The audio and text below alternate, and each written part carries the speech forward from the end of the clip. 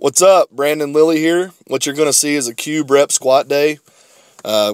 First up, I'm doing about 420 as a warm-up. I worked up some triples today, and what I'm doing right here is rolling up my shorts. We do this in the gym so we can judge each other's depth easily. You know, we can see the knee joint and the hip joint, but it's also for the internet haters who want to say that, you know, we're wearing briefs or something like that. So you can clearly see that we're not, but more importantly, what it's really for is for us to be able to judge depth appropriately.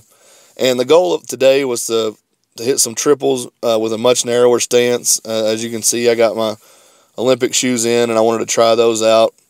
So I tried to go much deeper than I normally do in training. That's something that I'm challenging myself to do. And, you know, it was absolutely absurd to me to see some of the talk about, bashing Kokliev after his 793 squat.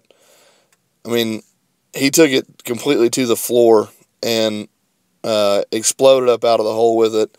Has to be one of the most explosive individuals ever in all sports. I mean, he has Highlands Games records. He's finished third in the world's strongest man.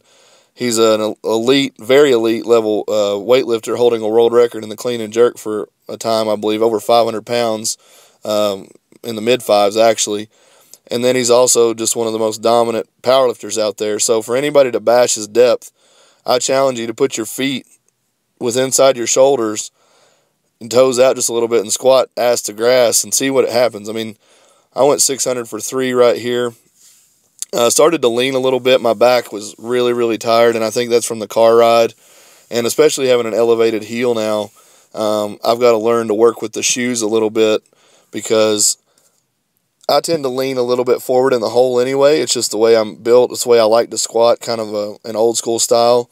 But a high bar, so if I lean too much, I go really far forward. And as you can see with this 700, I need to do a better job of keeping my chest up.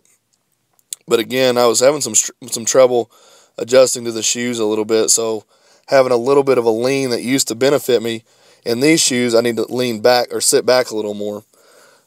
This set with 420, I was really disappointed with. I did take them deeper, and I was squatting narrower. But I've done this rep range or this weight range for over 20 reps before, and Corey had advised me to loosen my belt a little bit, and I didn't heed his warning.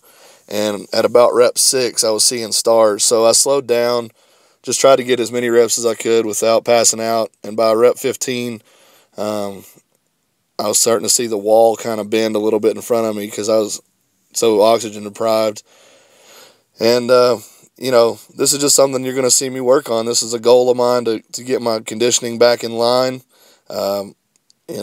Very disappointed, as I said, to not get over 20 reps with that weight range, but it'll come.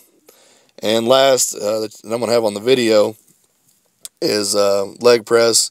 I think these have been really beneficial to my squat and my deadlift.